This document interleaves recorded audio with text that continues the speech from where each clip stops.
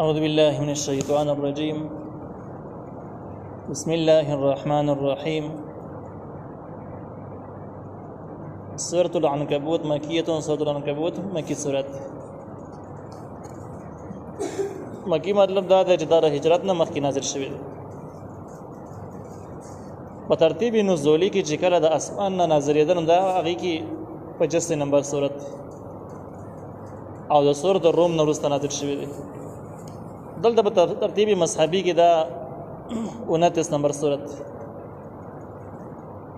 د دې سورت مرکزی عنوان دا دی چې مؤمنانو باندې امتحانونه راځي او دغه مؤمنانو لپاره تسلی ذکر کیږي د سورت کې. یو دا خبرداري چې مؤمنانو باندې به امتحان لازم راځي. د امتحانونو تقریبا 100 غټ قسمونه دي، دا په خامخا راځي. او دویم د الله تعالی طرف نه باقی د لپاره تسلی ذکر کیږي چې تاسو امتحانونو نورو تاسو فتحه په قسمت کې ده.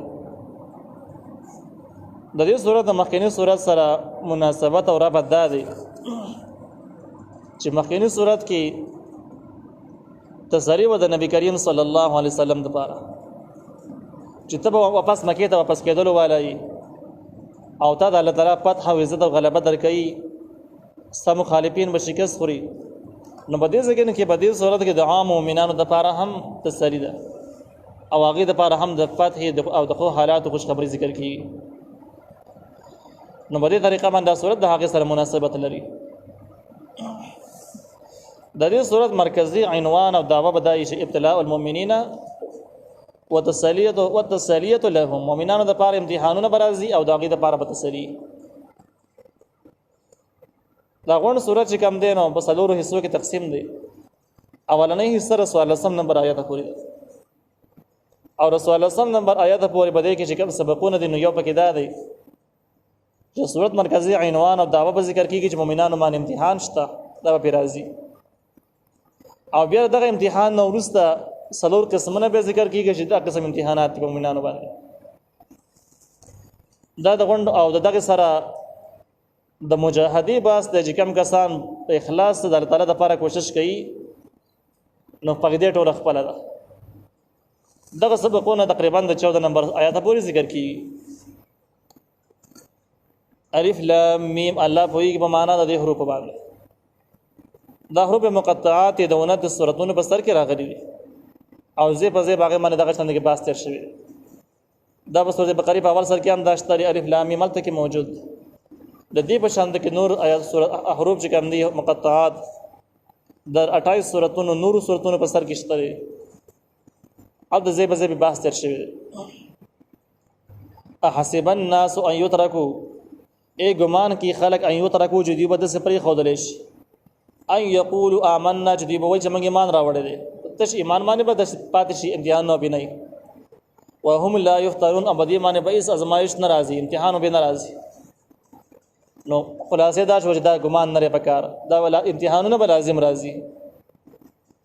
ولقد فتن الذين، او یقینا من امتحان کړو په هغه کسانو باندې من قبلهم چې ردوی نه وړاندې دي موجوده کسانو نه مؤمنان نه وړاندې چې مؤمنان تیر شوی د آدم علی السلام زمانه پورې واخله پر ټول باندې الله تعالی درانه امتحانونه تیر کړی دي. فليعلمن الله الذين صدقوا وليعلمن الكاذبين، نو خامخ الله تعالی ظاهري هغه کسان چې رښتونی دي او خامخ ظاهري هغه کسان چې دروغجن دي.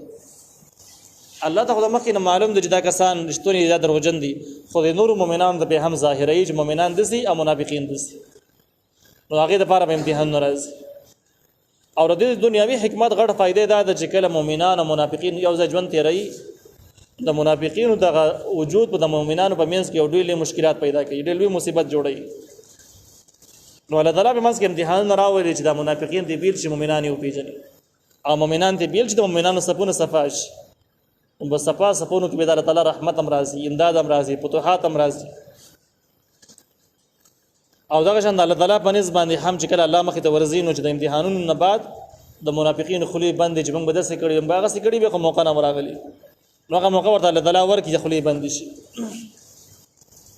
ام حسب الذين يعملون السيئات، دې ځکه نه پر مؤمنانو بحث د مؤمنانو باندې امتحانونه شته راځي به ذکر پر تیر ټول مؤمنانو باندې امتحانونه تیر شوي دي اوس د امتحانونو چې بدی باندې راځي نو دشمنیان او د مصیبتونو کړهونه بر چاره طرف نه کافرانو طرف نه وي منافقینو طرف نه وي نو منافقینو د پاره خبرداري ذکر کیږي وارنینګ ذکر کیږي الذلاوی ام حسب الذين ای ګمان کی هغه کسان يعملون السيئات چې کوي به ګناهونه ان يسبقون دې به زمنګ نه بچي دا ګمان بچ کېدل خو څه کې تش ګمان ولا هم پکار نه ګمان دي هم نه کوي بچ کېدل نه شي ساء ما يحكمون ډیر بد دی هغه چې دوی فیصله کړی ده دوی چې کوم فیصله کړي د مؤمنانو سره دښمنی ساتو دغه ژوندۍ په لاندې تنگ ساتو هر طرف نه به رنځو کړهو به مخالفت به کوو او الله تعالی موږ نه راني سیسه پاتې شو نو دا ګمان چې کوم فیصله چې دوی کړل دا فیصله ډیره بدره د چرته نشي کېدل